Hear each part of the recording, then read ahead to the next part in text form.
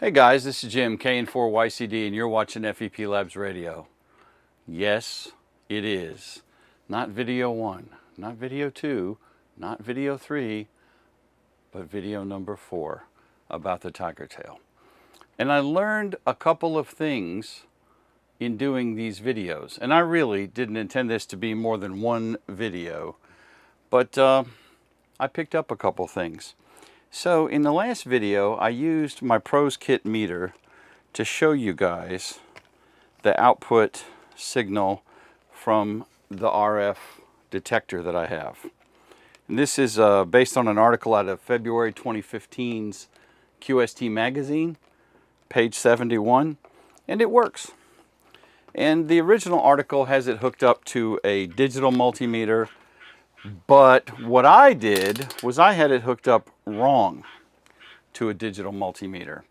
And I discovered what you're supposed to do, because I hadn't read the article in forever. What you're supposed to do is hook the ground up and to the meter ground and the positive to the meter, to the actual display lead. And I hadn't done that. I, for some reason, was thinking we could just use the voltage connectors. Well, I discovered something, and this is the 5D. I discovered a few things. Let's move this out of the way for now. Our scientific setup. I discovered that when I key up the radio, depending on where it is, the meter responds to that. And as you can see, there is nothing connected to this meter. So that was throwing off our results radically. And of course it's very, very positional. But we weren't feeding the right signal into the right setup on this meter. So we're getting rid of that meter. And I didn't remember this. Smoking Ape called me out about it, bless his heart, and said, "Son, what in the heck is that jank setup you got?" And I said, "Don't make fun of my ghetto meter." And he's like, "No, I'm talking about you got it wired up wrong." Well, son of a gun. So I went back and I read the article again, and lo and behold, I did have it wired up wrong. And when Ape and I originally built these, we bought some of these microamp meters to use.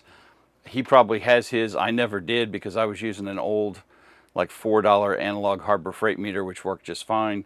And I've since thrown that away. It didn't get saved in the plastic bag that the rest of this got saved in. So, point being to all that is, we had very invalid results. So what we're going to do is get our scientific O1 box up so we can see that meter really well. That meter.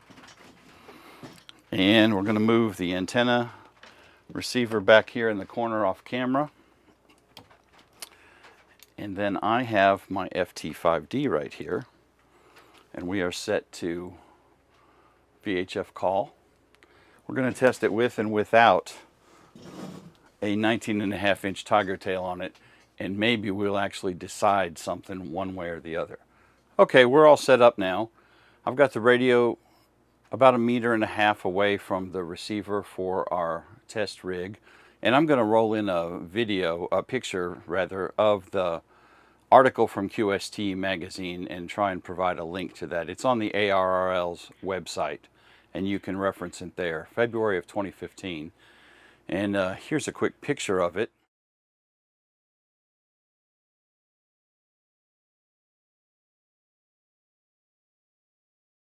So now we're set up, and I'm going to key up. There's no tiger tail on the radio, and we're about, we'll call that about 80 microamps reading on our meter.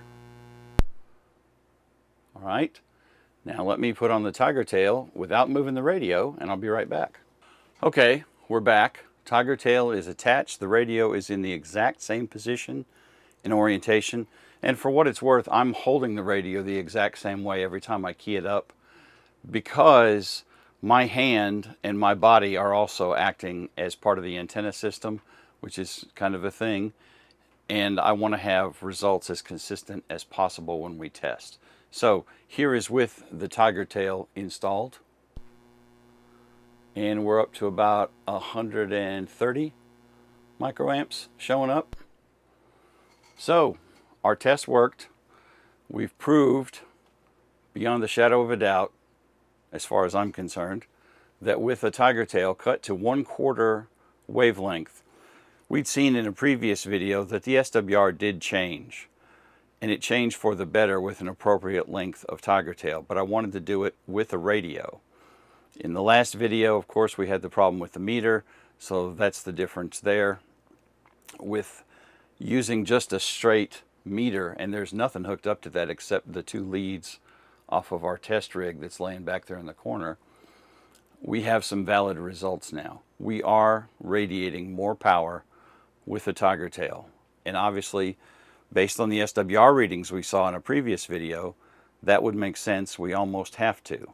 Better SWR equals more power out, and this is proven beyond having a better SWR that we're actually radiating that extra power. Now, is this something you're going to want to do on a regular basis? I don't know. I'll be honest with you, this setup is pretty jank. It's not easy. Let me grab the radio. It's not easy to set up a tiger tail on here. So in any case, guys, I hope you got something out of this. I am not doing any more videos on tiger tails ever in the history of never. If you would, give me a thumbs up. Make sure you're subscribed in the dingus below and ring the bell as well. Feel free to drop any comments if there's something I missed on this, but I think we're done with this. Guys, thank you for watching. 73. Have a good one.